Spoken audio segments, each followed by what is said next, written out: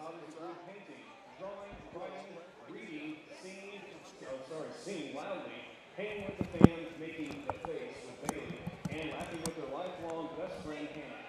Madison is also a member of NHS, FCCLA, Spirit Night, NAHS, SAD, Page Turners, FTA, and FCA. Her future plans are to pursue a career in art education or art therapy and work in a hospital or school. She would like to eventually settle down in New Zealand, where she would live in a hobbit hole with the man of her dreams and travel the world. Ms. Madison Drury.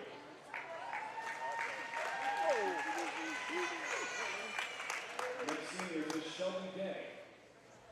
Shelby is the daughter of Chastity Walker and Glendick and retired Master Sergeant Roger Walker.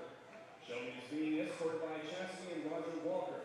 Shelby has been an Emerald for 1 year and was voted most spirited in the fall. Her hobbies include band, video games, and spending time with family. Shelby is also a member of concert band and show choir. Shelby's future plans are to graduate high school and attend college at Southeast Missouri State University and live happily ever after with her high school sweetheart Bryce. Ms. Shelby Gay. Next senior is Megan Hook. Megan is being escorted by her parents Eric and Karen Hook. Megan has been an Emerald for 1 year. Her hobbies include hunting with her dad, shopping with her mom, hanging out with friends, helping Kurt on the farm and stealing his cows, and bugging Caitlin to do her hair and makeup before the performance because she doesn't know anything about it. Megan is also a member of softball for 4 years, FCCLA 2 years, FCA 1 year, French Club for 3 years, SAD 2 years, and Spirit Club for 4 years. Megan's future plans are to attend college, become a veterinarian, and marry her best friend, and live happily ever after. Ms. Megan Hook. Our next senior tonight is Ms. Drew Moore, who is being escorted by her parents Laura Pinkley and Robert Pinkley. Drew has been an Emerald for 1 year. Drew has been an All-American athlete for 2 years in a row for the National Cheerleading Association. Her hobbies include playing guitar, dancing with the team, making kind of beautiful art in 7th hour, working out, hanging with her BFF Derek, and having a hair issue with Madison. Drew has also been a member of varsity cheerleading for 6 years, a member of concert band for 6 years, marching band for 2 years, a student journalist for 3 years, publications for a year, FCA 3 years, and No Bull Club for 1 year. Her future plans are to graduate in May and go to basic training for the United States Air Force in July. She will pursue a security forces job and serve her country in active duty. She hopes to be stationed somewhere beautiful and become a better, stronger individual that will make her family proud. Ms. Drew Moore.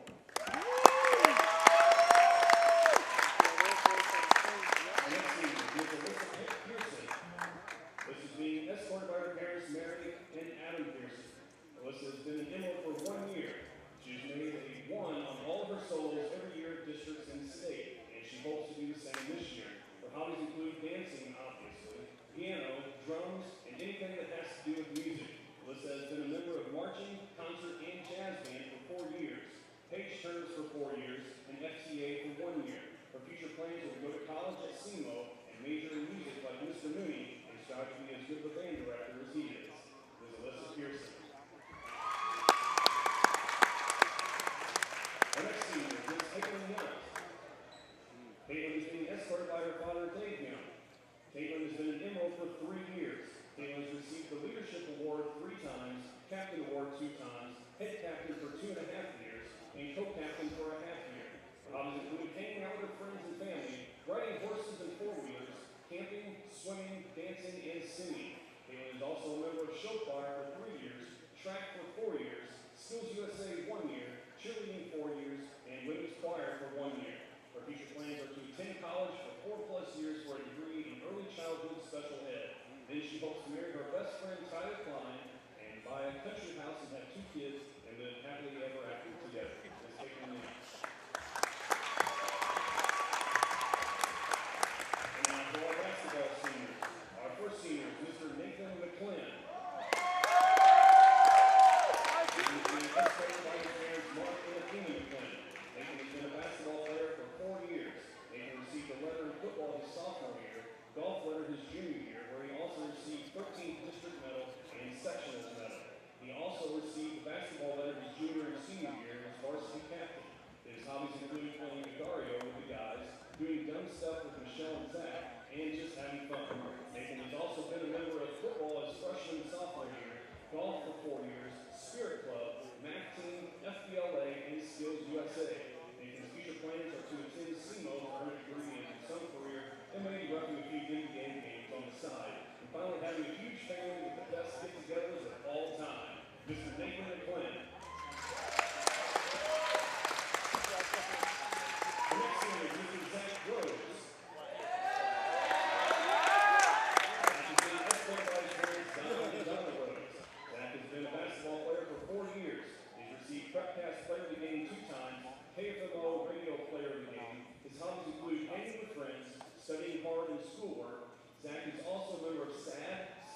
USA Spanish Club, football for 2 years, and play production.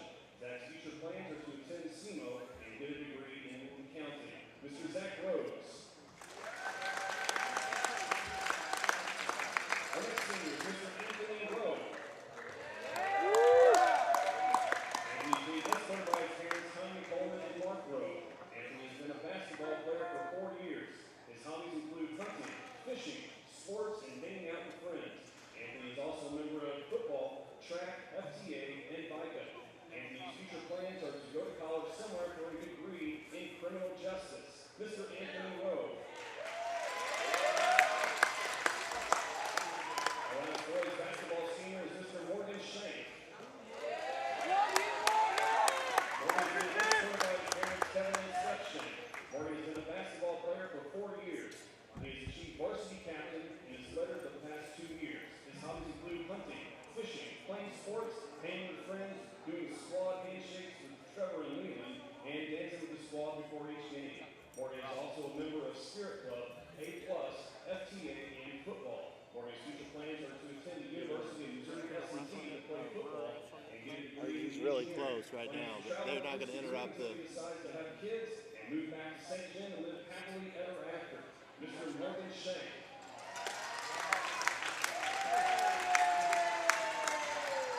Now, our basketball managers. First senior, Ms. Cameron Gettinger. Cameron is being escorted by her parents, Dave and Sue Gettinger. Cameron has been a basketball manager for 3 years. Her hobbies include spending time with family and friends, watching Grey's Anatomy, and camping. Cameron is also senior class treasurer, NHS treasurer, a member of student council, Spirit Club, FTA, FCCLA, A+, mentors, Flipside Acro, and NAHS. Her future plans are to attend Mineral College, where she will receive her degree as an RN and begin working in a hospital. She plans to go back to school to finish out her degree as a BSN and hopes to become a nurse practitioner one day. She plans to save lives and marry her best friend, have kids, and live happily ever after. Ms. Cameron Gettinger. Our last senior this evening, Sam Grimminger. Sam is being escorted by her parents, Mark and Jessica Grimminger. Sam has been a basketball manager for 3 years.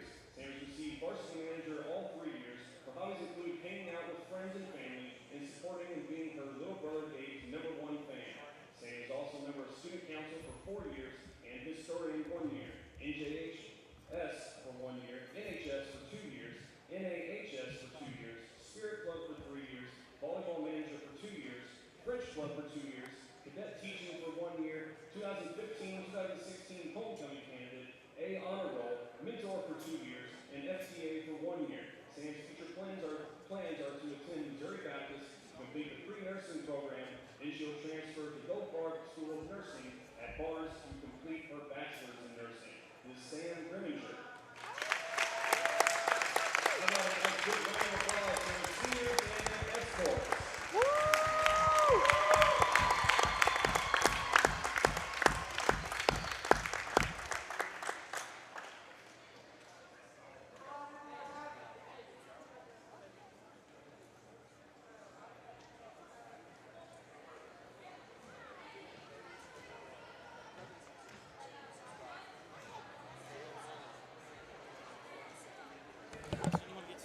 Huh? It's up to you. I'm just gonna I'm putting these on. So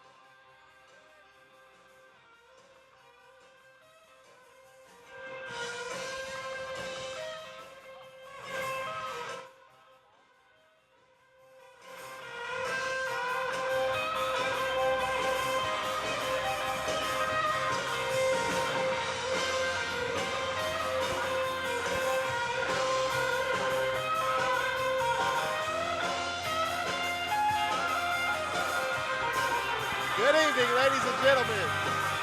Coach Cruz, can you hear me? I can hear you a little bit. Woo! All right, we got senior night here tonight. We want to welcome everybody to our senior night festivities. And it's loud. We got the faculty band playing right behind us, so we'll do our best to try to communicate the best we can with you until the game gets started. So, yeah, Kyle. Tonight, St. Genevieve going to have a pretty good test with a really good Festus club. Festus comes into tonight 14-5, and St. Genevieve is 15-9. So it'll be a pretty good test here as we, finalize our last couple of games before we go into district play. Yeah, and here in a little bit we'll give you the starting lineups, and we'll give you a little bit more about a matchup breakdown. But right now we've got special guests with us. We've got Madison Reynolds. Madison, can you hear us? Yeah. Madison had a pretty big accomplishment last night. Madison's the point guard for the girls' team. She's a junior.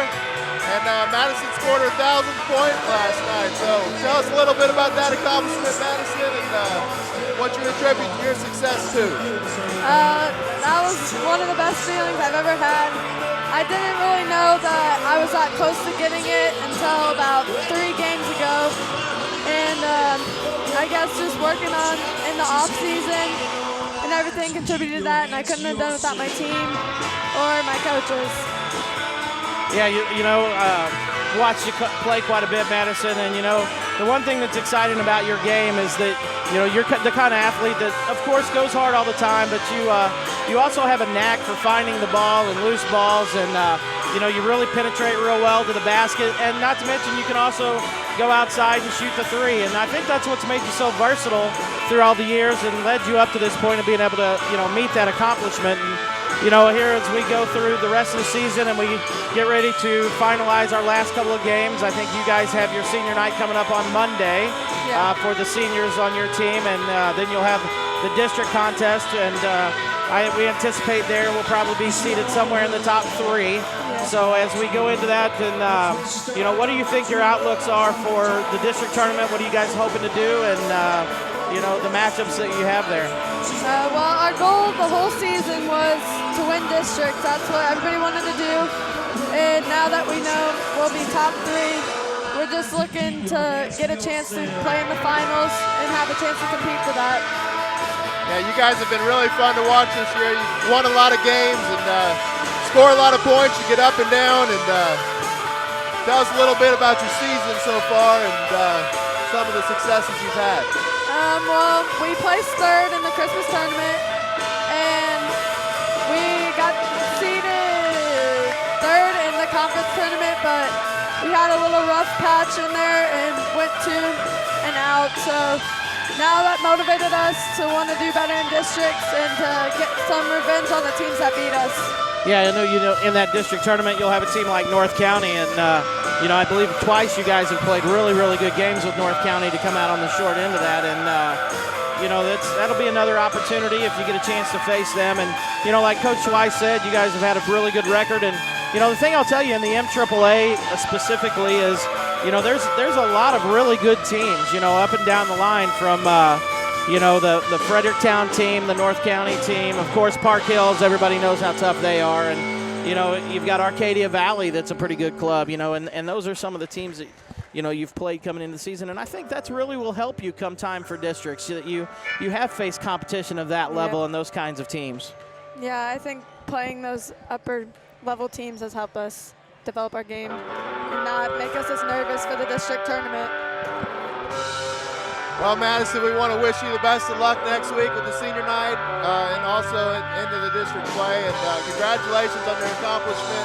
That's quite a feat. Not many St. John players have done that. So congratulations and best of luck.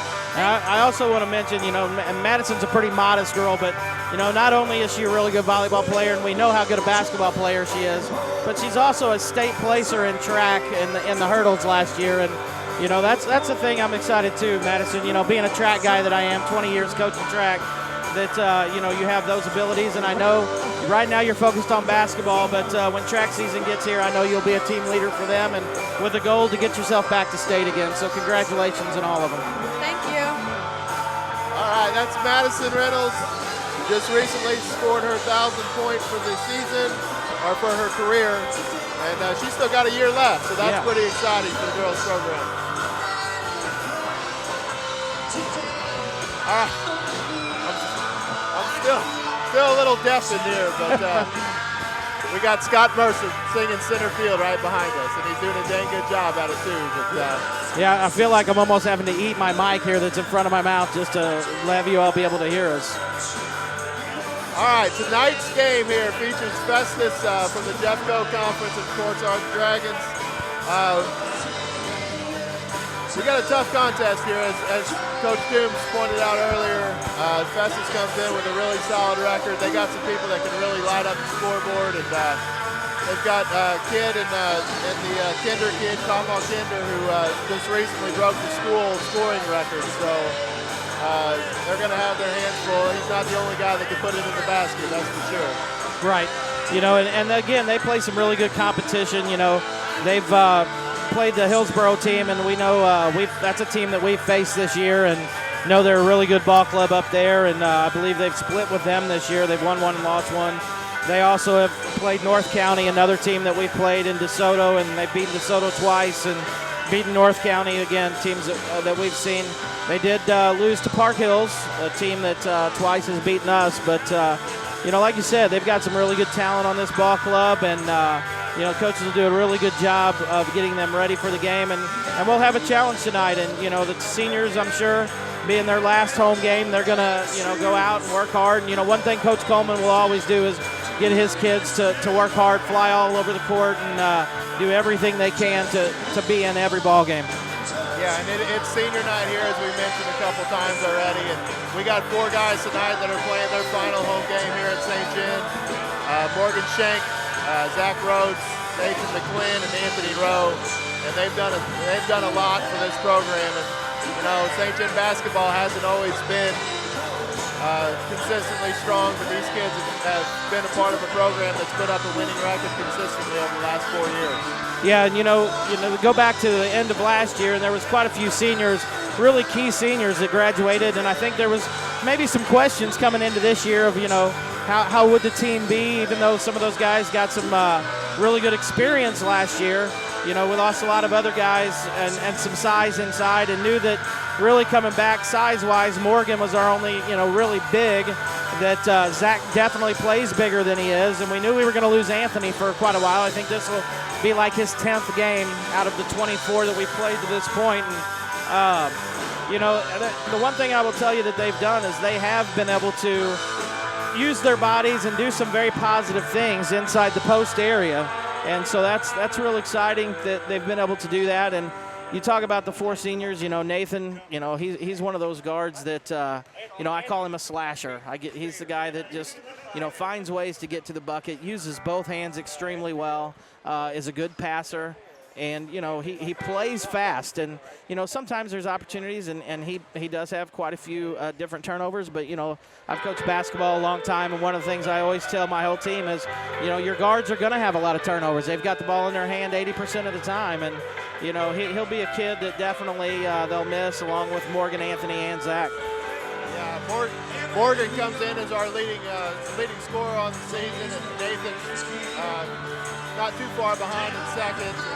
They do a lot of the scoring, but like you said, Zach and Anthony do a lot of the dirty work and do a lot of stuff underneath.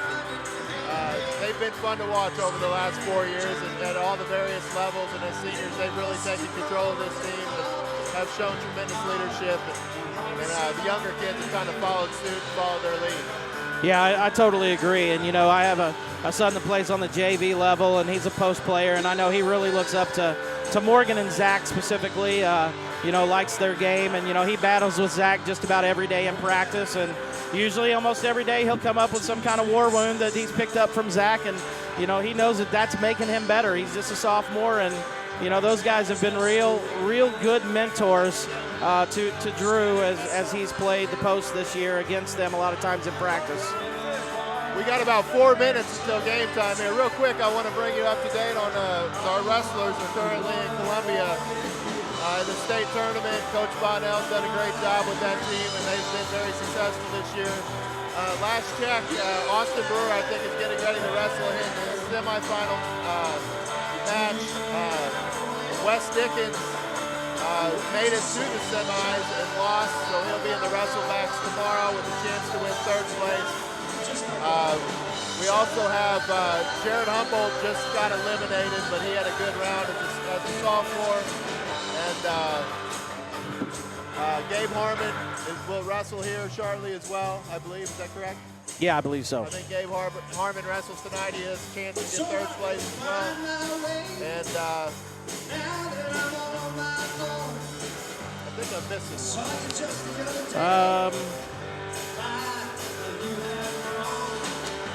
Han. Yeah, Wade Hahn.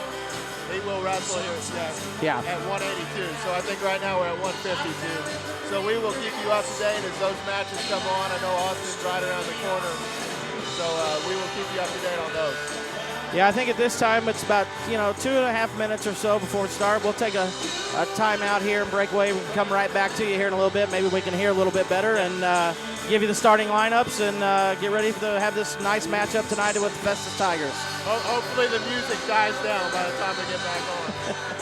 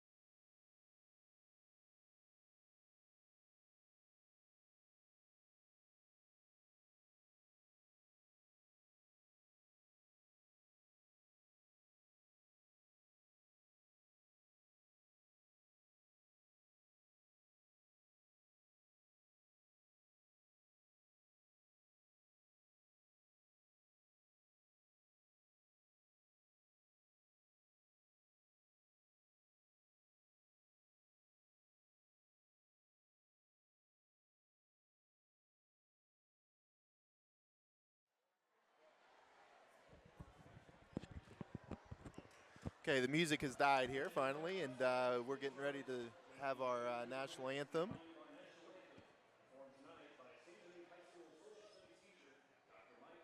And Coach Mr. Rook is going to play that for you on the guitar.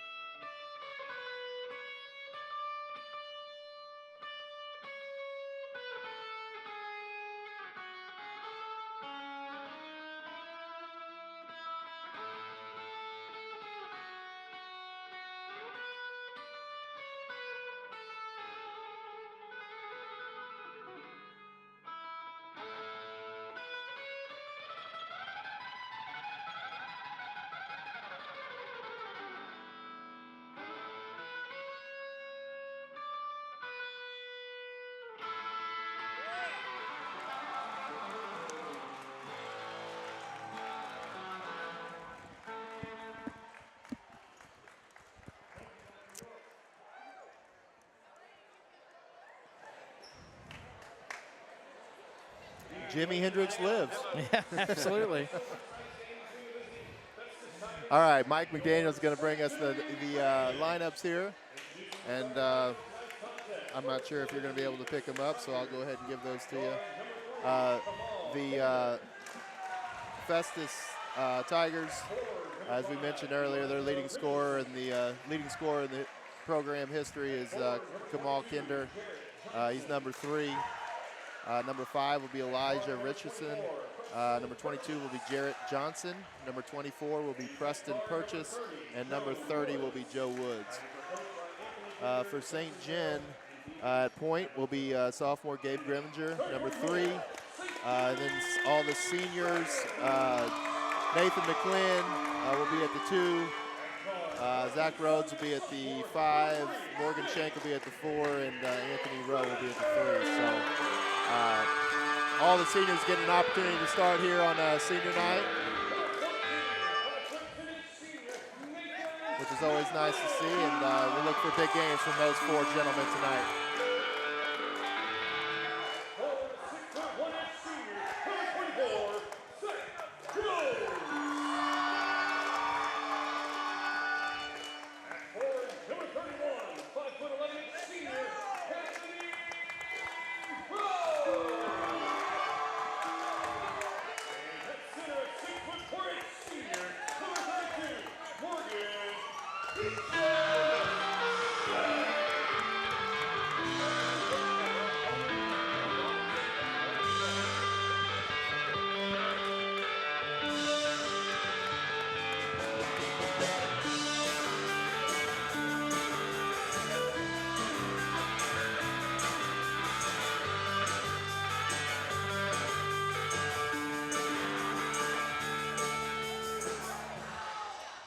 All right, we actually have, we've got Austin Brewer as we're getting ready to tip off here. Austin Brewer is up on the big screen.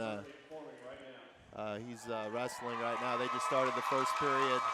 It looks like, I think he's down 1-0. It's hard for me to see from that far, but we'll keep you updated on that as we go. All right, Festus wins the tip. They bring the ball down quickly, set it up, back to the corner. Kinder for 3, and that's no good. Rebound there by Anthony Rowe. He dishes off to Grimminger. Grimminger brings it up the court, looks to drive, probes the defense.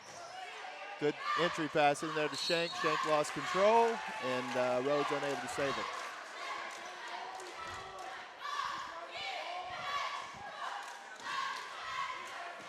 All right, Festus inbounds. Kinder brings it up, cross-court pass. Set up the pass to the high post, back to the corner. Oh, entry That's pass. a pretty easy one. Entry pass to the near post, and it deflected right off his hands to the other guy. So Festus takes a quick 2-0 lead as Grimminger brings the ball up.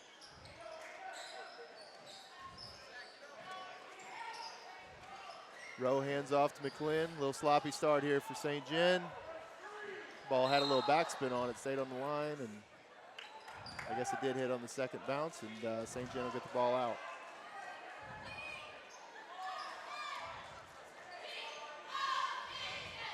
All right, McClin looks to inbound. He gets it in backcourt to Grimminger. Grimminger brings it up. Screen set by Shank. McClin pops out. Entry pass in there to Rowe. Rowe, nice. Nice pass there to Morgan. Post to post pass there. Anthony Rowe to Morgan Shank. Good job there, boys. 2-2 score.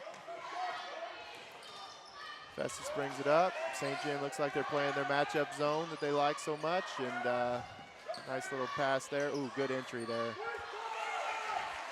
And that bucket's good by Johnson for Festus, and it's 4-2 lead for Festus. This looks like it's going to be a little bit of an up and down game here at the beginning. Yeah, it looks like Festus in a man-to-man here and doing their best to try to keep the ball out of Morgan's hands.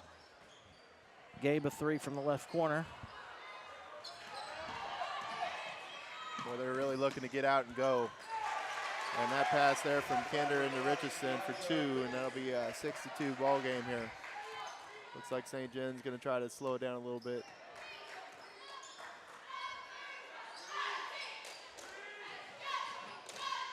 Rowe penetrates.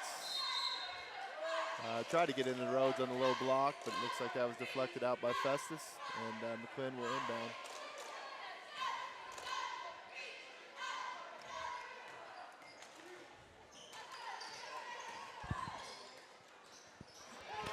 Gabe with the drive, nice drive, 2 points. And here here comes Festus again, quick to get the ball up the court.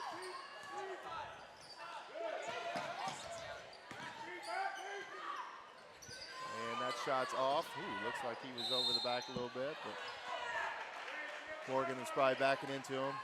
And ball out on St. John, and Festus will retain possession.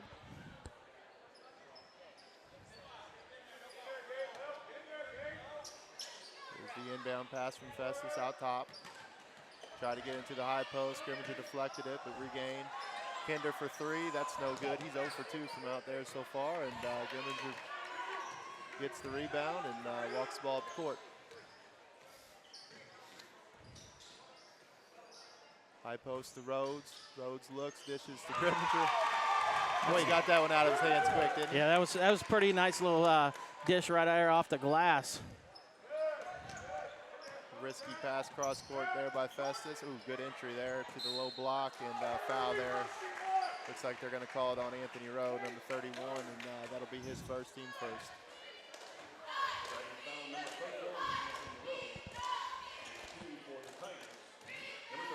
Looks like Austin Brewer's having a rough time right now. He's down. I can't see that. I think it might be 9-3, but they're getting ready to start the third period there. So.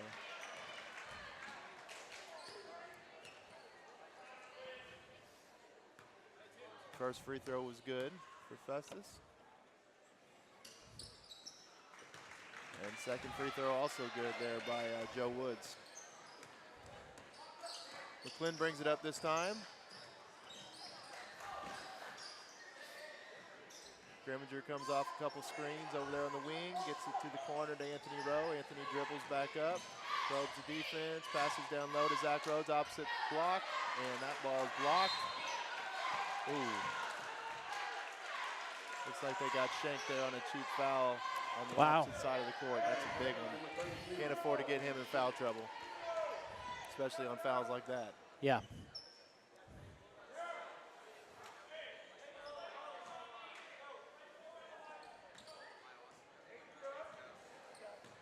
Festus brings the ball up to the corner. Back out to Kinder to Woods. Nice pass down low. Good ball movement here by Festus. Good, quick, crisp passing. Out to the corner for three, and that's no good. And McClin gets the rebound, brings it up. Dragons trail by 2. That's a foul.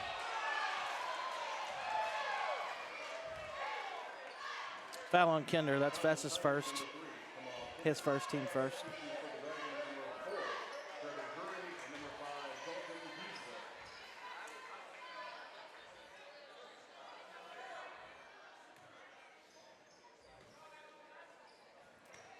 Down pass to Grimminger. Grimminger looks to set the offense.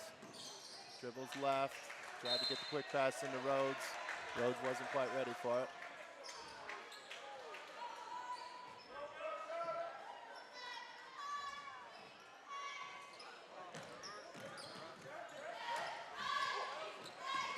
Ooh, nice pass, nice slash there. Number 22 with a little basket in the foul there for Jarrett Johnson. That was a good cut there. Good find. You know, one thing I've noticed from Festus, and it doesn't take long, is they cut really hard and really quick and look to go backdoor if you overplay. That's another situation just happened right there.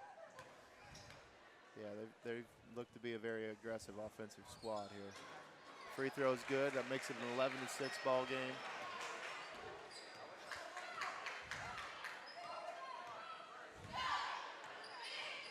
Grimminger passes to the wing to Trevor Drury, who just entered the game. Drury over to Grimminger.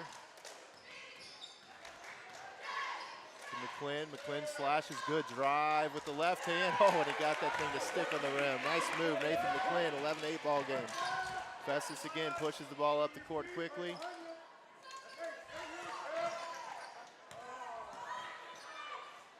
And boy, they got that high post there, and there was nobody there to stop him.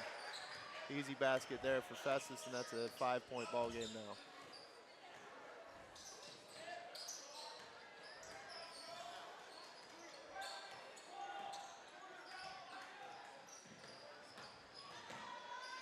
Ooh. Got Nathan for a walk, got the ball hung up on the Festus player's hip, and now Dalton Giesler, number 5, checks in for Zach Rhodes.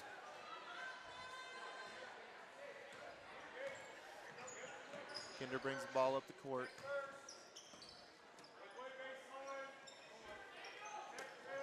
It's a pretty big point guard there, 6'4". Yeah, he definitely is. There's a 3 ball from out there in the corner. Looks like St. John's defense is willing to give them that shot. So if they start knocking that down, they're going to have to make some adjustments. But they're really doing a good job of hitting that high post entry and getting the ball down low for some easy baskets so far. Yeah, again, like we said, they pass it quick, and when you're in that matchup zone and you're going to close out on a guy and he's already released the ball to the next open guy, it's going to leave some open shots like that. And they've had a few of them, and they missed the first couple, but they knocked that one there down. And like you said, if that's going to be one that they're going to continue to knock down, then we're going to have to, maybe go man-to-man or something outside there. But Austin Brewer did lose in that semifinal match, so he will be in the wrestlebacks tomorrow. Still has a pretty good shot to get 3rd place in that division. He was in a really tough weight class. So yeah, he really was. Hopefully that young man can rebound tomorrow, and he's had an outstanding wrestling career for St. John over the last 4 years. So we wish him and the rest of the team the best going into tomorrow. Right, that 3-pointer misses. Rebound tracked down by Geezer. Geezer gives it up to Trevor Drury. Both of those guys juniors. Passes to Gabe Grimminger coming off the curl. Down low to Geezer. Geezer with his left hand. He misses, and Festus with the rebound. They bring it down. 3-pointer there for Woods from the wing. Opens up a quick 11-point lead for Festus.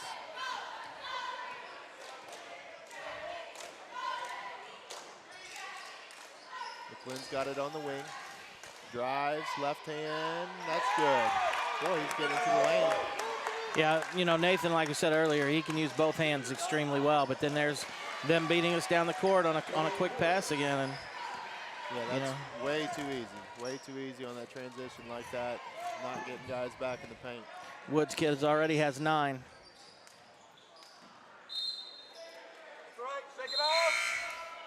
All right, so we got a 21-10 lead here. We got 1:29 left in the first quarter. St. John will inbound the ball underneath the basket. And they're just looking to establish some sort of offense right now and kind of slow the pace of this game down because Festus is really trying to push and get out. Grimminger from out top for 3. Boy, he's a shooter. From about 21 feet. Yeah, that was from the volleyball line, I believe, or pretty close. And he didn't hesitate either. As soon as he got it, he was cocked and ready to roll. Geezer with the rebound there, gets it out to Drury. Drury looks to walk big the ball possession up the here. court. To Grimminger over on the wing. He's going to take another one, that time from the out-of-bounds line. Good rebound there by Peaches. Morgan Shank takes it up strong after the rebound, and he'll go to the line, shoot a couple free throws here. It's foul on Johnson from Festus, their second. Morgan's a big body down there. He uses his body well, and he's very strong. And really sweet, soft hands too, and that's, you can make those entry passes to a guy like that, and know he's pretty confident he's going to catch it. First free throw by Morgan is good. Second one off the back iron, rebounded by Kinder. Kinder pushes it up.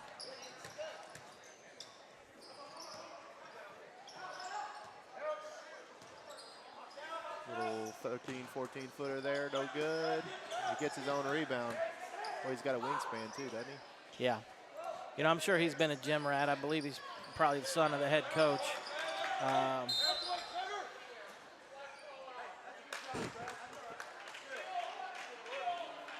Looks like they're going to get Drury there for a little foul, and that'll be the 4th team foul for St. Genevieve. So McClin and Rhodes are going to check in here for Shank and Grimminger. Give them guys a little breather with 30 seconds left to go in the quarter. Good defense. Oh, wow. Looked like good defense. Wow. I think Gary Mims missed that one right there because Dalton did a really good job getting that straight hand up and shot the ball the kid shot the ball right into his hand. They called a foul. It looked like he was in perfect position there. And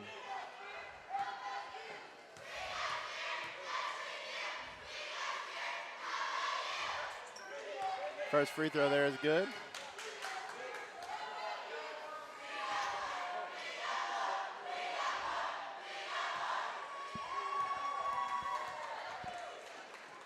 Second free throw here by Dylan James is good, and back to a 9-point spread here for Festus.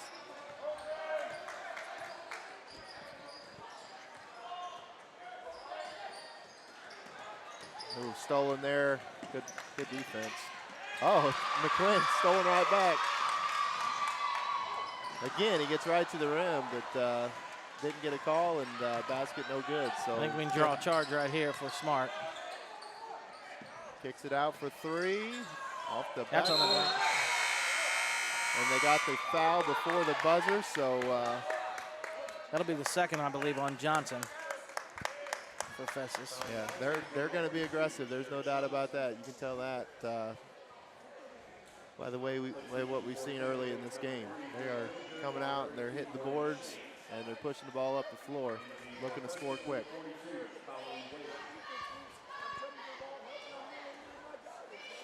All right, so at the end of the first quarter, it's 23-14 in favor of Festus. Well, Coach Toombs, you're the coach right now. What are your adjustments? Well, I think more than anything, you've got to make sure that you, jump to the ball and make sure that you don't let them penetrate, which we've done a good job. But you can't give them more than one opportunity at the basket, We can already tell they're an extremely athletic group. They jump really well. That's where you have to do what we did right there at the end and put a body on them and make them go over the top and make them play it a little more honestly there. So. Yeah, I think our transition defense needs to improve substantially here in the second quarter.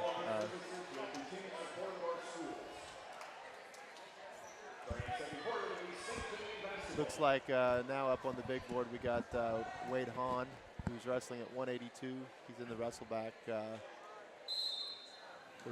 bracket, so he's going for hopefully a third place finish. And we'll keep you posted on that match as it goes along. McClin's got the ball now at the top of the key. Over to Grimminger. Grimminger at the wing. Back to McClin, to the corner to Jury. Jury looks inside to Rhodes. Had him for a second, but didn't pull the trigger. Back to McClin. McClin to Jury. Jury looks shot fake, keeps it. Grimminger off the screen from the corner. That's good for three. Yeah, that was a real good patient possession there. That was key right there. Yeah, it was. That was good offense there by St. John. Quick ball movement, good reversals. You go from down 9, almost double digits, to 6 in a quick, good possession right there. There's Festus looking to drive. Oh, good entry pass. That was a good kick.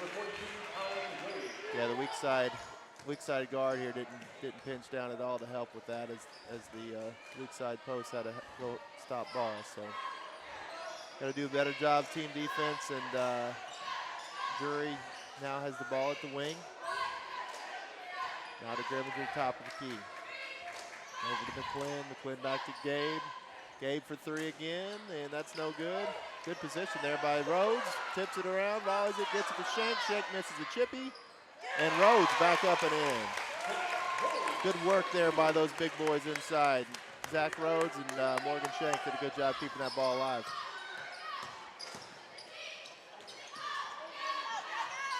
Number 12 for Festus, he misses. That was Daniel Portel, who's now in the game, and Grimminger looks to push, now slows down, sets up the offense. Over to Jury. Jury back to Grimminger. Back to Jury, back to Gabe. Gabe over to Nathan in the corner. Nathan again with that left hand looking to drive, and that's no good and out of bounds off Morgan Shank. And Festus will take the ball out with a 6-point lead. It's a big opportunity there for St. John that was missed. Cut that lead down to 3 or 4 points. 6 minutes left here in the second quarter. Woods with the ball out on the wing. Gets it to the high post, and there's that second foul by Morgan Shank. That's a little too aggressive there. It's a big call. Yeah, I agree. just a little too aggressive, and you know you can't fault him for that. He's doing the best he can to try to cross-face that kid, but.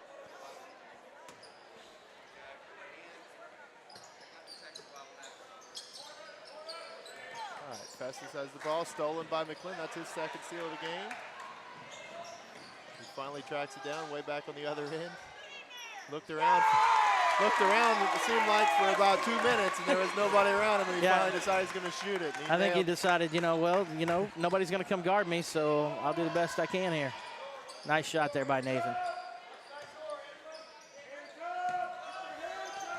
All right, so Festus got the ball here to the corner. Kinder for three, and that's good.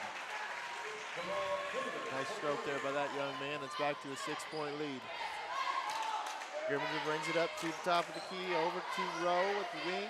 Back to Gade, to Nathan. Back to Gade. He dribbles back up to the top of the key, resets things. McQuinn over, skip pass to Rowe. Rowe tried to save it from going out of bounds and threw it in the backcourt, so that'll be a backcourt violation in St. Genevieve.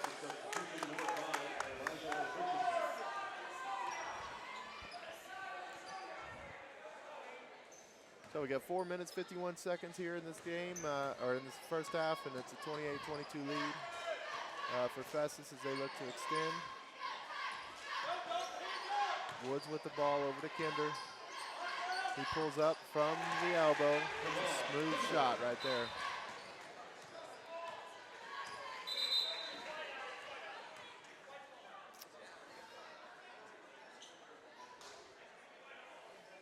I am unsure of what's going on here. I think they thought that Coach called a timeout. I think he was just calling a play that may have sounded similar to calling a timeout. I'm assuming him and Gary Mims, again, the official, talked it out, and he said, nope, just white ball out of bounds. All right, so it's now an 8-point game. Giesler passes over to Grimminger. Grimminger dribbles up, finds Rowe for three. And banks it. The bank is open, baby. We'll take it. Senior night. Probably not the shot that Coach Coleman wants him shooting, but every once in a while, it's all right to get a little luck.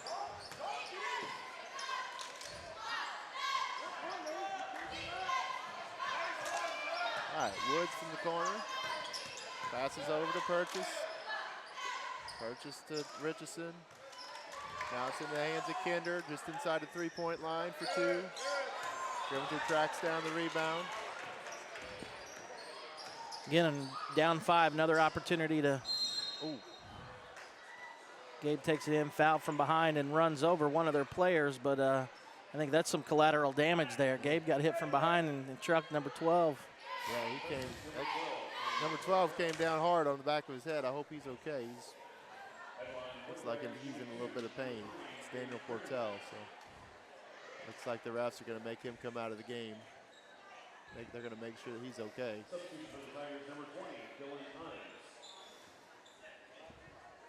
All right, so Gabe's going to go to the line here. Chance to cut the game to within 3 points. Now to within 4 points.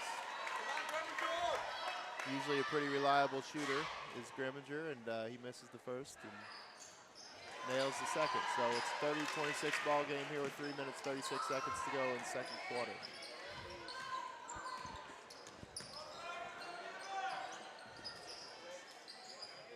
Purchase with the ball at the wing.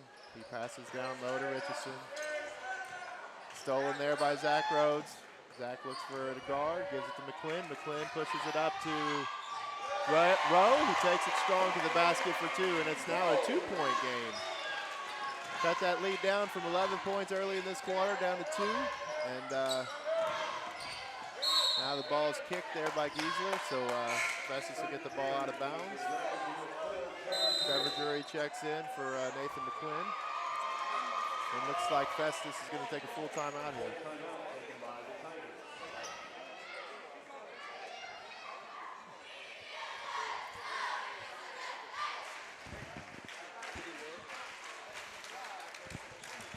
I thought he was losing.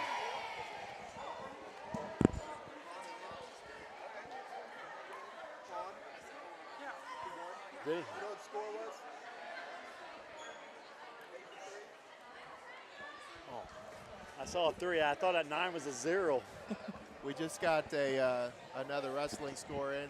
Wade Hahn advanced in the wrestlebacks, and he'll wait till tomorrow, I believe. But yeah, I believe that puts him into the round of medaling at state, and you know, he had to come through a couple wrestlebacks there, but I believe that puts him into the top 6, which in wrestling it classifies you all state as making top 6. So at this point, if he wouldn't win another match, he would get 6th, and the more he wins, the better his opportunities will be for making that a higher place. So that guarantees us at least 3 guys that will place. Austin Brewer will be in that between 3rd and 6th place somewhere, depending on how he fares tomorrow, and as will Wes Dickens and as will Wade Hahn. So, and we still have Gabe Harmon left to go yet later. So we'll keep you up to date on how that all transpires. So Festus up by 2 still, gets the ball over to the corner, pass back to the top of the key to Woods, try to get the ball down low. They had a lot of success with that early, and St. John's really clamped down on their interior defense here. Yeah, I think Rob did something real well there. He went out of the man-to-man out of that timeout and decided to go back into this matchup. Ooh, that was a good drive there. Got to stop ball if you're the defense, but that was really good body control there by Festus. That was number 5, Elijah Richardson, did a good job slashing and getting to the basket.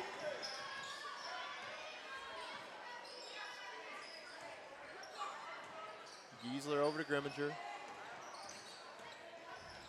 To Drury. Trevor looks. Back to Giesler up top.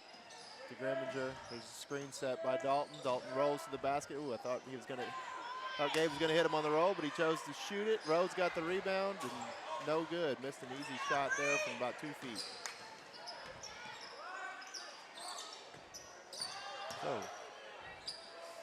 So a little fancy ball handling there by Kinder, and he comes up short on the shot, and then looks like James there. I think they called that on Dylan James, so he got a little cheapy on rolling into the floor, and we got 1 minute and 52 seconds left here, just a 4-point game.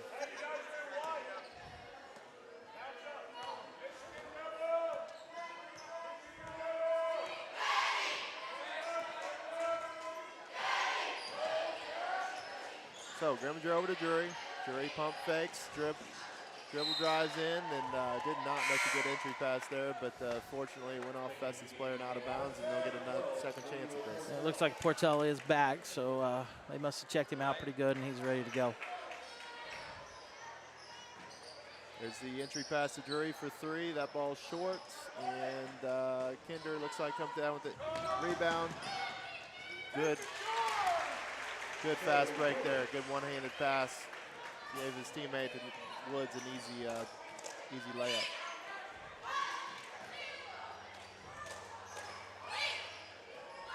Drury with the ball now on the wing. To McQuinn. Geezer's doing a good job posting there. Didn't see him. Little running floater there from Drury. He misses. Rhodes with the rebound. Oh. Wow, they call the charge there. No, you know what? I'm not afraid to say it. That's not a good call. He may have dipped his shoulder a little bit, but that's not one you typically see called against an offensive player. So that's his 17th foul. It's a player control foul, so it won't be a 1-and-1. But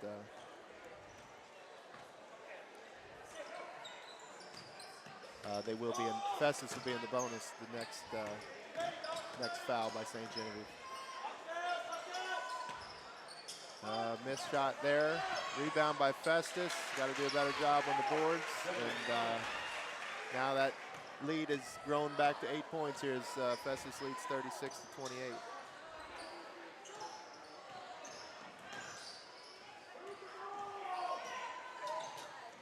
Oh, sloppy play there by Grimminger and McQuinn. Not a very good pass there by Gabe. Hit it low, and Nathan was unable to corral it. Looks like 27 seconds here in the first half.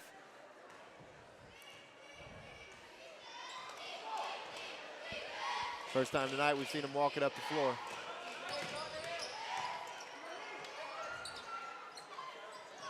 Smart move here by Festus, playing for that last shot. Worst case scenario, they want to go in up by 8.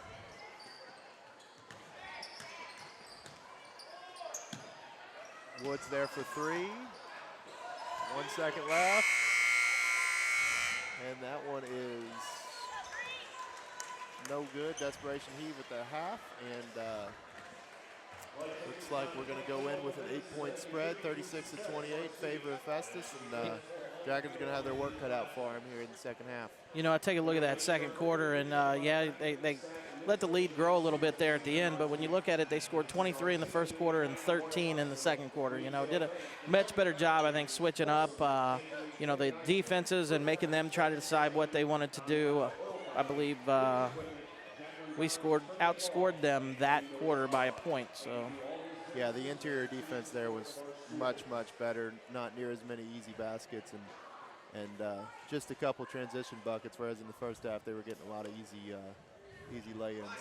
Yeah, and I know Emeralds are getting ready to play here, and then we'll have the Emeralds dance. But I think we're going to have Cody Schwint, Mr. Cody Schwint, come in. He's one of the baseball coaches, and do a little interview with him here as the Emeralds are dancing. And Coach Schwint, how you doing this evening? Awesome, great atmosphere. Kids really came out for the boys' senior night. So yeah, it's a good crowd we got sitting on the other side over there, and you know, here you're doing kind of double duty tonight. We kind of talked you into doing a little bit of interview as we get ready to start the baseball season, but you're also over there keeping the clock tonight. So you've already had one really close game, and this game right here is still pretty close. And I know I do that also in some games, and that can be a little nerve-wracking in itself. So. Oh yeah, you got to keep that quick trigger finger when on those close ones. That last minute, you're like, oh God, what's gonna happen? Yeah, absolutely. Well, you know, here, like I said, we're winding down the winter seasons here as wrestling is up at state. We've talked a little bit about that as the crowd's getting to watch some of the St. John matches. And girls basketball team has got their last home game coming up on Monday. But as we transition from the winter sports season, we will be soon starting the spring sports season. And for the spring sports seasons at St. Genevieve, we do have you as one of the coaches for the baseball team. So why don't you give us a little bit of an outlook of you know, maybe what's going to come up for you guys, you know, maybe practices. I know the first practice, I believe, is February 29th, yep. leap day this year. And, you know, you'll have some practices. And I believe you guys start out with a jamboree with Perryville and St. Vincent's on maybe like the 12th of March. That sounds right. It's pretty early, usually within the first 2 weeks or something like that. Why don't you tell us a little bit on that jamboree setup and how that kind of works? Oh, shoot, you're quizzing me here. I think we play 3 innings against each team. I really liked it a couple years ago when we put it in because you kind of get the jitters out. The first year we did it, we're like, oh, man, we looked ugly. But then the first game we played, it was kind of like, wow, we kind of got that out of our system. Yeah, I think Misha hit a home run with that. You know, they've done the jamboree with football for a lot of years, and I think they realized, you know, here's a great opportunity to let a lot of the other sports have a little bit of a trial period before you actually start in some games and some tournaments. And, you know, they do it with all of them. You know, basketball has a jamboree, volleyball has a jamboree. You know, and again, I think Misha did something right there in allowing that. Right, and I think even more so than football, baseball, when you haven't win against a different guy that you haven't seen before, you haven't got a real at bat yet. Yeah. I think baseball, it might be even more effective than football. Yeah. So after that, I know you start a tournament, the Valley St. John tournament. We'll be at home and play some games there. So, but give me, like you said, an outlook for what you've got, maybe some key players that you've got coming in, and you know, what some maybe goals. I know you guys haven't started the season, but you know, Coach McDaniel's here tonight also as the voice of the Dragons, and I know you guys have talked some baseball along with Coach Gibson, also another one of the baseball coaches. And give me a little bit of breakdown of what you guys are anticipating. First and foremost, we're pretty shallow as far as senior depth. So we're looking for our juniors to really step up. Wyatt Lamondier and Dalton Giesler had a bunch of time at the varsity level last year, but we're hoping a bunch of those juniors can really step up and get a lot of experience more than anything this year. And I think we can really compete. Get ready. You got to compete now. Yeah, you got to push the mic real close to your face. Speaking of competing, we got to go against the band right now. So we got the core five, I call them, is Wyatt Lamandier, Dalton Giesler, Waylon Kemper, Brandon Henson, and Daniel Vaith. They're looking to be the core of our varsity. We have a few sophomores that should be stepping up. Your son, Drew Toombs. And then we might have to lean on some freshmen this year, but luckily we have a really solid freshman group coming in. Who knows? We might even be able to have a freshman squad this year, which we haven't had since I've been around. So, yeah, and you mentioned there, you've got that core group of juniors, and you do have. We talk about Jake Brewster, and he's a returnee this year. He was a great catcher and pitcher last year, but I think everybody knows that, he had an accident and, broke his leg, and he's coming back from that. And I know there's still a lot of questions. I know Jake well enough to know he's going to do everything he can to put himself in position to be ready. Oh, yeah, he eats baseball up. I know he lives and breathes it, so anything he can do for the team, I know he'll be doing that.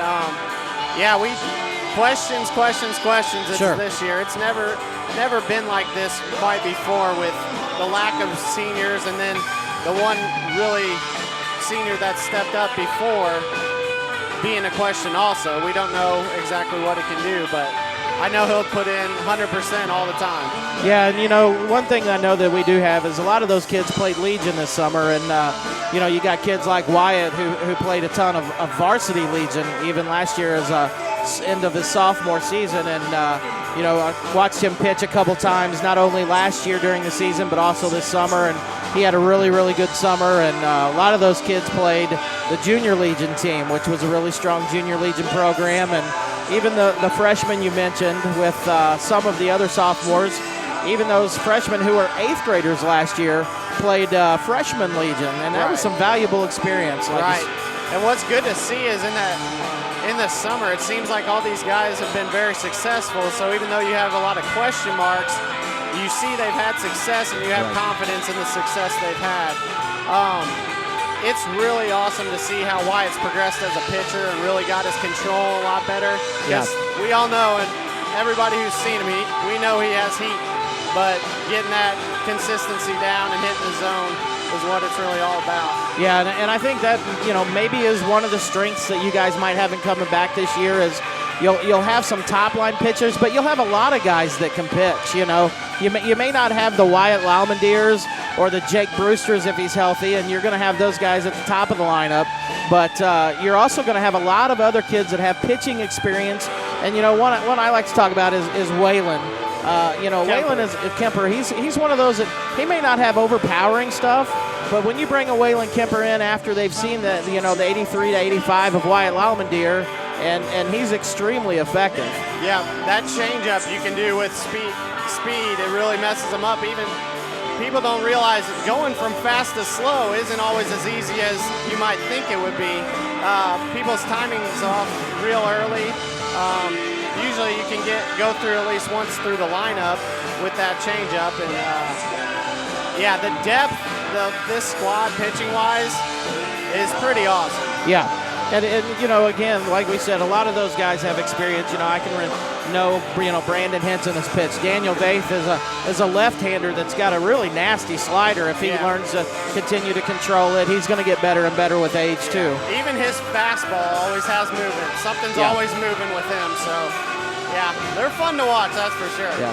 So have you guys had a chance to really sit down and think about, as coaches, some team goals and things of that nature? Maybe it's a little early, but actually, Coach McDaniel and I sitting over there at that table, we were just talking about getting together next week and kind of going over, what we want to accomplish this year and what's realistic and what this squad can do. Yeah. Maybe draw up a few on-field lineups. So. And I think one key thing, as we get ready to wind this up, but, you are going to be young, and there's going to be an opportunity even for those kids that you're going to have to count on as the varsity level that are freshmen and sophomores possibly. They're also going to get some experience on the JV level. You get an opportunity to play sort of like basketball, more than just, a couple of innings here and there. You'll take some of those kids and maybe they'll come in and, play in the outfield for a couple innings, but then at the JV game, you might actually be able to pitch them or catch them if we did. Baseball is one of those things where kids are going to have multiple positions. So. Absolutely. And also with the varsity squad, we do have a lot of guys that can move around the same way. Yeah. It's really nice to be able to move people around, play different stuff, and see what they can do for us in the future. Yeah, I know it's funny, and not to talk about my kid, but he last year got an opportunity to play on some varsity, and even as a freshman, and didn't play a lot, but he pitched, he caught, he played third, and he played first. And I had Daniel Vaith, actually, we were talking about, what positions could you play for us? He said, Coach, as long as I'm on the field, I don't really care. Yeah. And that's a great attitude to have. As long as the whole team has that attitude, I think we'll be really successful. Yeah. Hey, we really appreciate you stopping by, talking with us, getting us started. I think last broadcast that I did actually with Drew, we got to talk with Coach Werner, talk a little bit about track and different things. So I appreciate you coming on, and I know you guys are looking for big things, but a lot of these kids, are winding up the season this winter, but you guys will have them ready, and, we're going to have that nice field. We've talked about, and I've talked again with Drew a lot about how there's not going to be a lot of gym time unless it's really raining hard at practice, because you'll be able to go out and get on that turf. Had a lot of extra time before this basketball game. Went and got myself a Subway sandwich, went down and ate it by the field, just had myself a little picnic. So yeah, I figured you might be sitting in the dugout eating your sandwich. Yeah, that's exactly what I did. I have the chills just thinking about baseball season. This nice weather today, I'm eating it up. Yeah, absolutely. Hey, I appreciate you, Coach Schwint. Thanks for coming by, and we'll be excited to see what you guys put on the field come, I guess, the Jamboree on March 12th. Sounds good. Appreciate it. Go Dragons.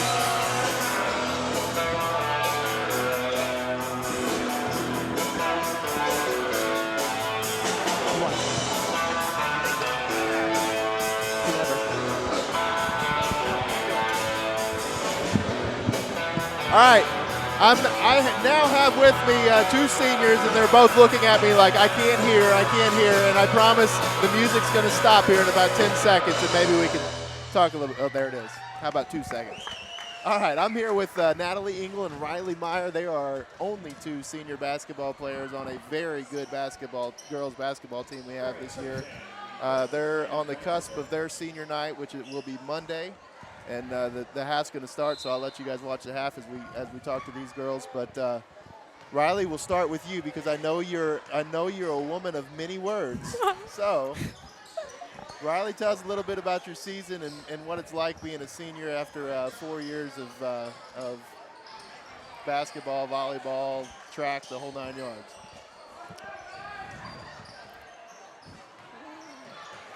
It's great. It's hard to get a good word in about it. I don't know a good word for it. As Peaches gets a little basket there with a foul, Riley, like I just said, has been a three-sport star for St. John, and she's been very successful at many sports, as has the person on the other side of me, Natalie Engel, also volleyball, basketball, and track. And you guys, Riley, I'm going to go back to you one more time. I'm going to give you another shot at this. Any emotions going to be with you on Monday, knowing that it's your last game playing here at St. John? Yes. I wasn't expecting it, but it's definitely there. I thought it was going to be like, oh, I'm ready to go. I'm ready to graduate. I'm ready to leave. But these girls are so much more than I expected, not just on the varsity team, but, I mean, everyone that I practice with every day. I'm so happy to be with them. Yeah, it really starts to set in when you're a senior and you start to see the end is near. But you've done great things for the program and great things for the school, so we appreciate that. Natalie, senior night Monday, you've had a good year. Tell us a little bit about your season.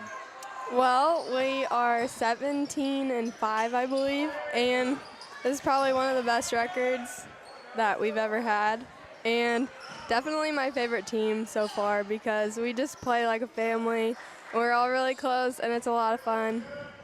Yeah, and if any of you haven't had a chance to come watch these girls play, they are really exciting to watch. They get up and down the floor. They play hard. They play for each other, as you can tell just listening to them. They all get along very well, and it's been fun to watch. So after that, after Monday, we go into districts, I believe, Saturday? Yeah, Saturday's the first day. And we'll be playing some familiar opponents. Most of our district opponents are also our conference opponents, which our conference was very tough this year. Tell us a little bit about what you expect in the district tournament. Well, we're expecting to do very well, maybe the 2nd seed, and hopefully we get a bye the 1st round, but we're ready to play. We are super excited and pumped for this. We think we're going to have a really good turnout.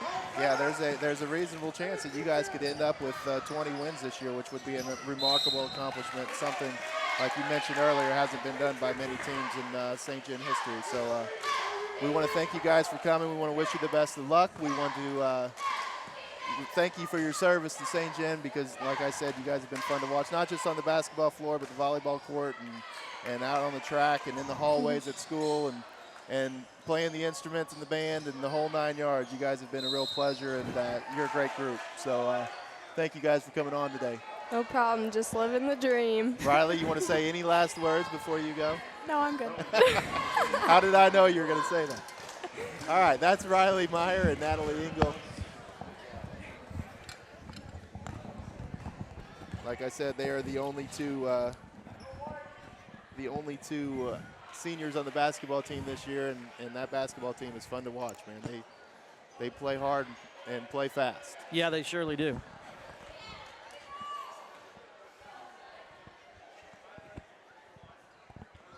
All right, so we pick up the action again here. Festus is taking a 10-point lead now. They've grown the lead by 2 points here this half. Nathan McClin now has the ball. He looks to drive, this time with his right hand, puts it up, no good. Rhodes with the rebound. He's had a lot of offensive rebounds today. Yeah, he sure has. Zach's really always active on that inside. That's Kinder's going to pick up his 3rd here pretty early in the 2nd half. Yeah, that would be a big loss if we can capitalize here and cut into this lead. Rose, good strong move there by Zach, and he missed it. Peaches, good rebound, missed it. Reaches again with the rebound and hit it. I just think he's padding his rebounding stats. Looked like it there.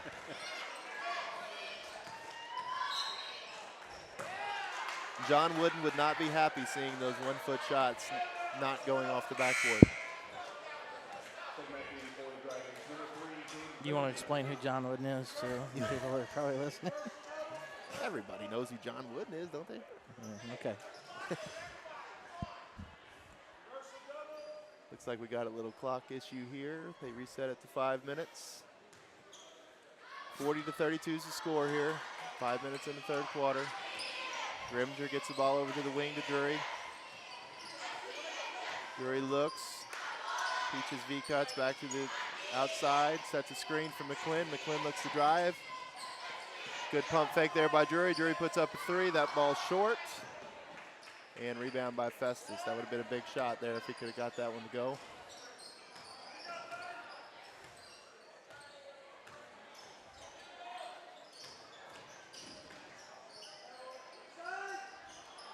And that ball's way sharp. Preston Purchase there with that one. And Drury now gets it back up top to Grimminger. Grimminger to the high post to Shank.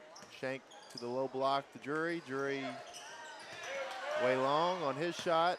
And Rhodes gets the rebound, but he's blocked. And now he picks up a cheap foul. That's going to be his 3rd, I believe, isn't it? Yeah, that will be his 3rd. Team 2nd this half.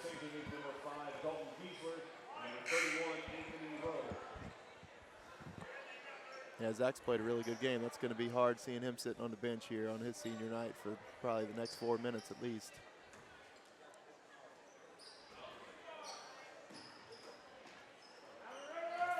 Festus with the ball over in the corner, back to the top. Purchase looks.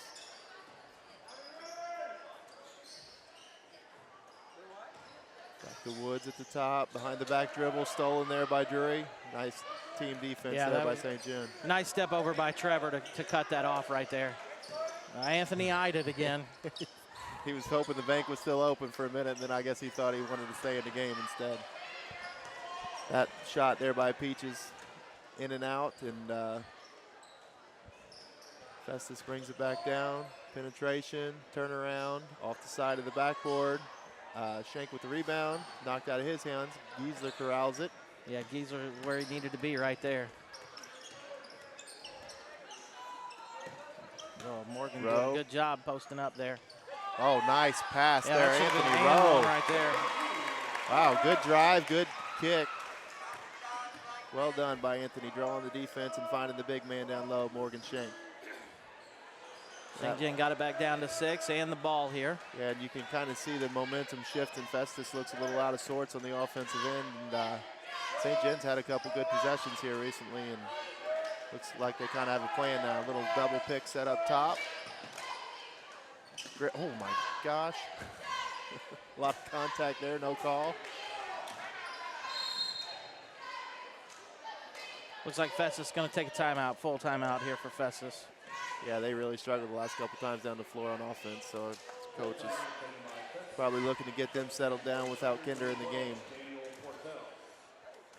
You know, it was real nice of, to be able to talk with Natalie and Riley there as they got their senior night coming up, and I'm sure that there's a lot of emotions as, you know, kids start finalizing their sports seasons being seniors. You know, that's all a part of the process is going through, and you know, you love sports for so long, and you know the day of playing them comes to the end when you become a senior, unless you're going to play collegiately. But they're going to be off to bigger and better things, that's for sure. Yeah, and we've been blessed here. We've had such strong senior leadership all year in every aspect, not just in sports or not just in basketball, but I mean it's just been across the board. And you know, the hallways are just excellent this year. The classroom is excellent to be in. And, yeah. You know, it's so much of it depends on the attitude of the seniors, and these kids have just been tremendous leaders, and it's trickled down through the underclassmen. Yeah, and you know, again, it's leadership though. With them, we have some really great teachers that show these kids what it means. And you look over on the other side across from us, and you see all the kids dressed in white standing in the cheer section. And right now, I see a face of Cody Schwint being flashed around, and I think I saw Jeff Nick's face over there somewhere. So that's all fun. They really advertise those good-looking guys, don't they? Yeah, they sure. You don't see it. You don't see any Kyle Schweiss, Russ Toombs faces over there. There's no pictures of us over there. All right, down low. Good defense there by Peaches. Stands his ground, didn't reach. Got the block. Yeah, Morgan has grown so much as a post player to know what it means to be straight up. And, you know, he's a big body and a tall body, and it's hard to shoot over the top of him. Yeah, even from the beginning of the year, he was found himself in foul trouble quite a bit. And lately, it just hasn't been that way. Boy, that was pretty athletic block there by Richardson. Drury now with the top of the key, over to Grimminger.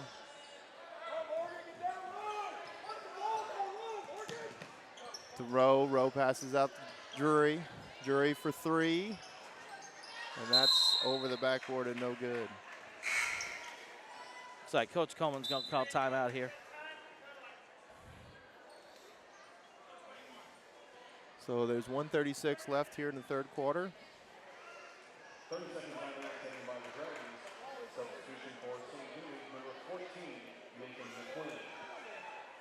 You know, let's talk a little bit here while we got a little bit of time, Coach Weiss, about the spring sports that we do have coming up. Again, we've got boys and girls track, and you know, each one of those will have some really, really good kids, an opportunity to make it to state. And of course, everybody knows about the girls distance program and the trophies that they've had, and you know, the boys program is really an up-and-coming program. You know, Ben Nagger, you know, to mention his name, he ended up being the Missouri Gatorade cross-country athlete of the year, and pretty special to have both of those from our school. You know, with Taylor Werner winning the girls side of things, I don't know that a lot of people know how prestigious that really is. Yeah, that's quite a feat for any school to have one, much less two in the same year. And Taylor's now done it 4 years in a row. It's just unbelievable what those coaches and those kids have done in that program. Yeah, and then we'll have, of course, as we talk to Coach Schwent, the baseball season upcoming, and then we'll also have the golf season coming up. And, you know, we talk about Nathan McClin out here being able to use both hands when he drives to the hole, as he just about did it right now. He also is a really good golfer, and, you know, they'll have some important guys coming back this year. Good entry pass to Dalton, but he was fouled on the perimeter. And, you know, speaking of you yourself, you were the golf coach, I believe, for a while. I was, and I am no more. But, yeah, I had the pleasure of coaching these guys for the last 3 years. And Nathan's a really talented golfer. And I know Trevor out there, obviously, too. He's a very, very talented athlete in general. But he's a really good golfer, and he's capable of scratch around a par any day. And Trevor Drury works as hard as anybody at his golf game. He takes golf very seriously. He's wanting to play in college, and hopefully he'll get that opportunity, as they call it, backcourt there on. I think 30 may have got away with a little bit of a push there. Looked like it. But yeah, Trevor's a good golfer with those two guys leading the way. They should be pretty strong this year, and then they've got a lot of young talent coming up too. Jacob Tomier is a really good golfer. They got Michael and Luke Turek that have a lot of potential if they work at it, and they got Dylan Burr, who's about as steady as they come. He's a 42, 43 golfer, and you can almost pencil him in every time he goes out there on the course. So. Yeah, Coach Kimes got a good group of kids, and she knows a lot, so I'm sure she'll maximize their talent. Yeah, and that's one of those sports. It's I know they don't get a lot of people to come out and watch them, of course, but they go out there and they work hard every day to improve their game, and I think you and I both agree it's even fun ourselves to go out and play around the golf. So. Yeah, as long as it's nice outside. It's not much fun coaching golf when it's 42 degrees and sleet mixing in with some cold rain. But yeah, I'm sure you've had your fair share of those. And you get some of that, but usually by late in the year, it becomes the most envious job of the school district. Everybody says, I want to do it, I want to do it. But nobody says that on March the 22nd when it's time for your first match. Right. That was a big shot there by Festus. Extend the lead back to 10. St. John really worked that lead down and got it within reason there with Kinder still on the bench. And now Festus has been able to balloon that lead back to 10. And that was Coach Kinder of Festus did a good job. Called that timeout about 4 or 5 possessions ago and really settled that offense down. Nice inbound pass there by McClin. Good cut by Giesler. Nice screen out top by Grimminger. Good inbound play. Great execution there.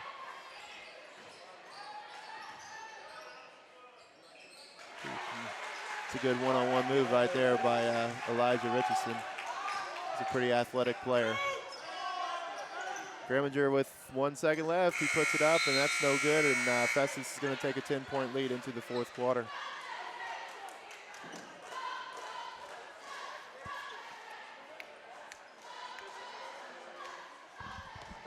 Looks like we got Gabe Harmon on the mat now, and he will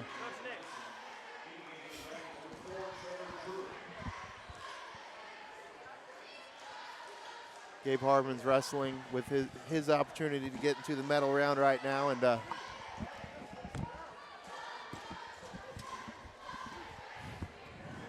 here as we get ready before we start the fourth quarter. Coach Weiss is going to step away for a second. We're going to have a talk here with our athletic director, Coach Jeff Nix. I still call you Coach Nix because we coached together before you got the athletic director job. And those were the good old days. Yeah, those were the good old days. I think we were both teachers at that time. Yeah. So, Coach Weiss and I have talked a little bit about, our winter seasons that we've had as we're winding them down. And, a couple questions maybe we have for you. And we'll talk maybe also a little bit about the spring sports as we wind down. I know we've got districts for basketball coming up. And who's hosting our districts this year? DeSoto's hosting. We hosted last year, and we're very fortunate to do so. DeSoto's got a great facility. And they're hosting this year, and Matt Deaton's their athletic director over there, and I know he's going to do a good job. Yeah, absolutely.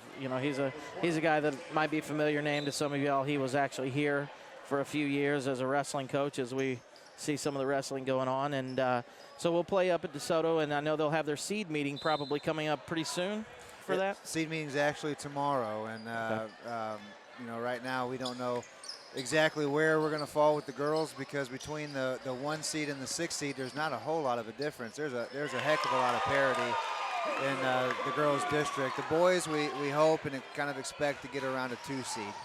Yeah, that's kind of what we anticipated and kind of talked about when that would happen, that district seed meeting would be, and that we weren't sure when it was.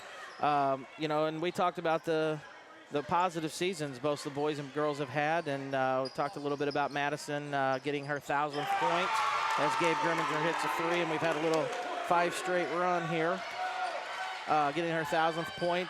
against Festus last night, and their senior night coming up on Monday. And, as we talk about senior nights, as the boys is tonight, I think a lot of people don't understand all the work that goes in that you put in to getting senior night ready. And we know that probably as each one goes through, it's exciting for you to see the seniors and sad a little bit knowing it's their last game. But as they finalize, probably a little bit of a relief for you also. It is, and it's bittersweet every year and every season because I love every season, whether it be fall or winter or spring and all the sports that come along with them. But, by this time, I'm always excited for the next season, whatever it may be. So, it's kind of a bittersweet thing. And I tell you what, these seniors this year for both the boys and the girls, they've been fun to watch. They're a great group of kids and good basketball players as well. Yeah, absolutely. And, it's going to be exciting as we go through districts with, I think everybody realizes that both teams have an opportunity to do very well in their districts. And, it'd be a really nice opportunity for them if we could sneak a couple conference or district championships out of that. As we, again, wind up the winter season, we have we're going to be starting our spring sports soon. And we got a chance to talk to Coach Cody Schwint, who came up and talked with us a little bit about baseball. And we've talked a little bit also about golf, and we talked even a little bit about track. But, kind of what are the things that you really do to get us started for the spring season coming up? Well, first day of practice is going to be February 29th, which is something that you don't hear somebody say very often Right. since it's a leap year. But first day of practice starts then, and basically the first couple practices, as far as I'm concerned, is just making sure that every kid's got a physical and everybody's allowed to practice, and making sure that the coaches understand how many practices the kids need before they can compete and that kind of stuff. Nice drive there by Nathan McClin, coast to coast all the way to the bucket. Yeah, and, I'm sure all that paperwork of physicals and stuff, being the third sports season, probably a lot of the kids probably have all that taken care of and everything, but every sports season you're going to have some who don't, and you've got to make sure that you get all that paperwork ready and let the coaches know who's able to play and not. So, but basically, the best thing that you can do is just communicate with your coaches and make sure they communicate with you on who can practice, how many practices they need, who's on their roster, because you got to enter the eligibility roster on the MISHA website, and of course check grades for those kids and that sort of thing. So our coaches do a really good job of keeping me in the loop of everything, and that goes with throughout the season, before the season, and even after the season. Yeah, that was their real good play by the Kinder kid. Again, a really good athlete. I don't know a whole lot about the golf team and different things, but do they have some hosting some matches? I know they'll have matches here at home, and I think you guys host a tournament, don't you? We do. There's we call it used to be the Dragon Warrior tournament when Valley had a golf team, but now that they don't, we just took it over, and it's just the St. John Golf Tournament. But we're also hosting districts this year, so we're pretty happy about that. Absolutely. Yeah, and what is, again, I coached track for 20 years, and my sons played baseball and stuff, but with golf that season, when you say we're hosting districts, what all does that mean? Basically, I think there's 15 schools in our district, so basically they all come to St. Genevieve, and we pair them up based on their scores, and certain number of kids qualify for the sectional meet, and then of course if they move on from sectionals, they go to state after that. So it goes district, sectional, state. So we know about the classification systems, and in basketball, and we're a Class 4 team, and in wrestling that's happening now, we're a Class 2 team. What classification are we for golf? For boys, we're Class 3. We're a Class 3 team. Correct. So when you talk about 15 teams coming, we're looking at teams like we typically would play in all of our other sports, and how far would they come around? Not from very far, because with boys golf, there's a lot of schools that have boys golf, and obviously the more schools in the state of Missouri that have golf, the closer you can make the teams in proximity and group them. With girls golf, there's not a lot of girls golf in the state of Missouri, so we had teams coming from all over the place, and we were actually Class 1 in girls golf. So with boys golf and it being a lot more common as far as schools that have it, we're able to have schools in our district that are pretty close to us in proximity. Okay, that's nice to know. Again, don't know those things. And, I would challenge people out there an opportunity to go out, and I know golf's one of those that there's not a lot of spectators go to it, But we do have kids that work really hard, and it's some really good golfers, as Coach Schweiss said, that if you do get an opportunity to go out and just watch some of these kids play around. I know I did that last year and got a chance to watch, and the kids really appreciate if people come out and watch them too. Absolutely, and yeah, we've got our sports that aren't considered spectator sports, and golf is definitely one of those because it's kind of hard. You have to walk 18 holes and watch. Yeah, absolutely. Yeah, you're right. The kids really enjoy it. If anybody can take time to go out and watch them, and we've got some pretty good golfers this year with Trevor Drury, who's playing basketball right now for us, and Turek and Jacob Tomier and some kids like that. So, yeah, if you get an opportunity and you're somebody that enjoys golf, come on out and watch them. And if you need to know what the schedule is, I can certainly get that to you pretty easy. Yeah, and that's kind of what I figured is that, if you need the schedule, you can contact the high school, and they can find a way to get you a schedule of any of the sports we have coming up. And, one other thing I'll talk about with track coming up, I do know we host some track meets coming up. And what are some of the bigger track meets? And I know we've maybe talked about this before that we have coming up here this spring. Our biggest track meets, and we host a couple of open meets, which are basically non-medal, non-score meets. They're just kind of like practice, so those aren't very big meets. But we have an old settlement track meet that we usually get, double-digit number teams to come to that, boys and girls double-digit, and it's kind of a small school meet. We try to keep the bigger schools out of that and keep it just as a small school meet. But then we also have just what we call the men's and women's varsity invitational, where basically we invite schools of all different sizes. So those are our two biggest track meets that we have, but we also have a JV invitational that we host. So as I know it's a long way away, but do you know where the districts, do they pick that ahead of time when districts? They do, and I want to say Hillsboro has it this year. You are right. I'm thinking that off the top of my head, but yeah, Hillsboro has it, and actually now they used to have a district and a sectional and a state, but now they have a super sectional where they do two sectionals in one place. So you need a pretty big venue to host a sectional one. Districts is a little bit different, although there's 17, 18 schools in a district. You're looking at 68, 69 schools in the super sectional. So yeah, one thing I want to say is, as a parent and a coach and a worker here is, we appreciate everything that you do.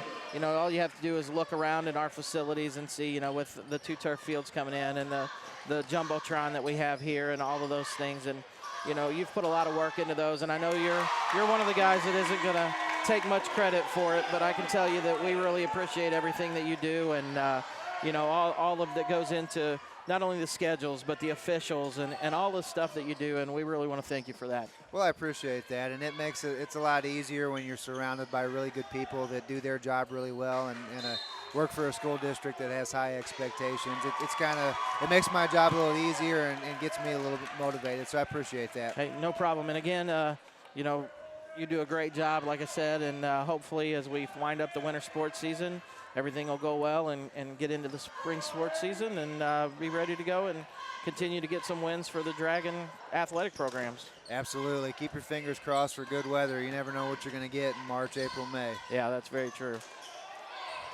And Gabe hitting another three there.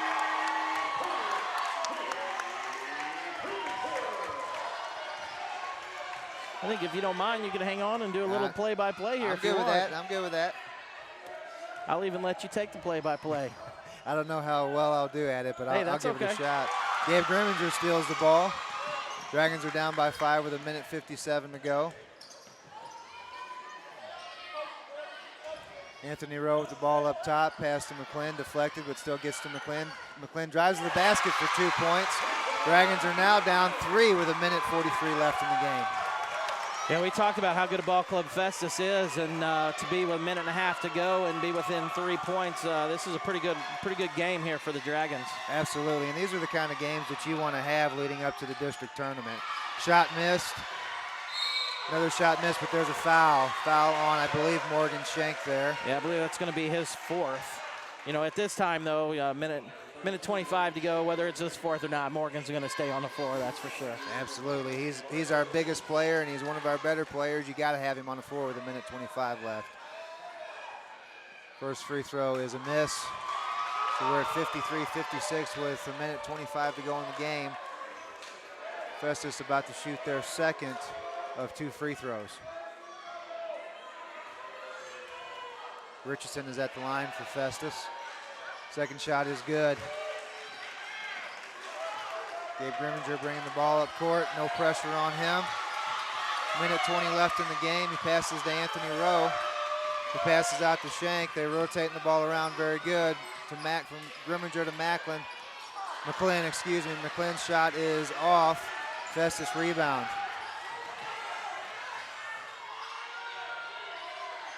Festus basket is good by Kinder. Yeah, that's a good athletic left-handed move there. Well, he's a good player. There's a reason why he's got the school record for career points. McClin with a nice shot. Oh, just off the mark there. Out of bounds on St. John. It'll be Festus ball with 47 seconds left, up 59-53. Well, we had a couple of trips there. It just looked like there was a lid on the basket. Some really good shots just didn't go down. Absolutely, and we've got a timeout here for Festus. He's got a 30-second timeout. He lost. He scored. As we wind down the last 47 seconds, again here, 6-point lead by Festus. They're going to have the ball, and I anticipate Coach Coleman's probably going to jump out in a man-to-man and try to put some pressure, try to make them go to the hole and either miss some shots or get some rebounds, push it down the floor. And 6 points. There's a lot of time on the clock. No reason. Just run the offense, look to get the ball inside or have an open outside shot, and everybody then has to crash the boards. Absolutely, they're 6 points out, but really that's 2 3-pointers, and we're right back in it. There's 47 seconds left, and you know as well as I do, a lot happens in 47 seconds of a close game. Yeah, it sure does. So real quick, break down the district opponents that both these teams may see that they've got coming up. St. Genevieve is basically the MAAA minus Park Hills and insert DeSoto. So you've got Potosi, Fredericktown, North County, Farmington, St. John, and DeSoto. So that's our district for both boys and girls. And Festus, I'm not sure everybody who's in their district, but I know Hillsboro, Windsor, Afton, Festus, and I'm not sure who the other teams are. I got you. Festus with the ball. Foul on St. John. I think they're at the point now where they are putting them on the line to try and stop the clock. Yeah, Festus going to be shooting a one-on-one here. Here's where you really hope that they you put enough pressure on them that you can get a rebound and they don't make both shots here. Kinder's at the line. He's got 9 points on the night. He misses that one. St. John rebounds. To hold Kinder to 9 points is pretty impressive. Yeah, absolutely. Gabe shoots a long three, misses, rebound Festus. They foul right away. 23 seconds left. St. John down 59-53. Another foul there by McClin, but that's only the team eighth. So again, we're only going to shoot a one-on-one here. Looks like Purchase at the line for Festus with a one-on-one.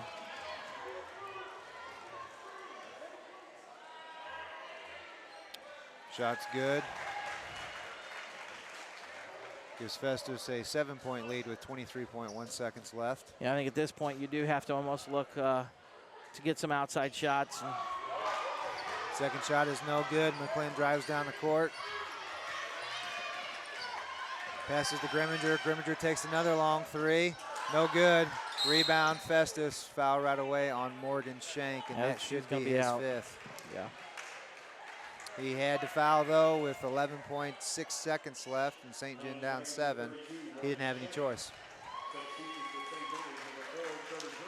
Yeah, he's walking off the court, and Morgan's one of those kids. He works his tail end off. I'm sure there's emotions of being senior night for him, as Anthony Rowe also comes off when Trevor Drury checks in. Getting some three-point shooters out there. Yeah, it's a bittersweet night with these seniors playing their last game at Peggy J. Johnson Gymnasium here.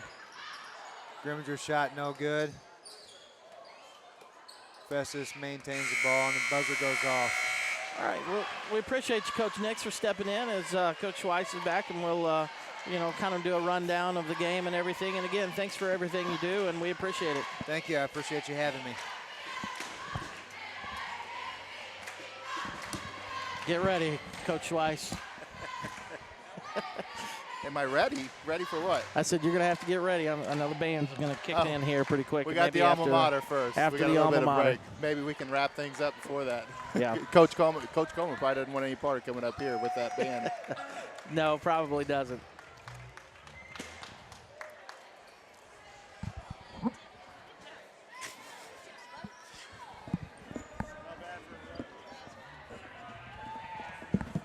Okay, as we're going to sing the alma mater here, and all the seniors are going to be in the middle, and unfortunately for them, it's a rough end to a great career here at St. John at the Peggy J. Johnson Auditorium. But we want to thank them for their 4 years that they gave to this program, and like I said earlier, all the seniors, so many of them gathered around right now, have done so much for this school, and we want to thank them. Also, we want to congratulate our wrestlers. As we mentioned earlier, we got several that will be wrestling tomorrow for state medals. And Coach Bonnell, congratulations to them. And the basketball coaches done a great job, and they'll get ready for district play next week. And their seed meetings tomorrow, so we'll know a little bit more about what they're going to be expecting. So without further ado, we're going to get out of here before the band plays too loud in our mic. And we want to thank all you for joining us. And we're going to try to bring you the girls' senior night on Monday. So we'll see you then.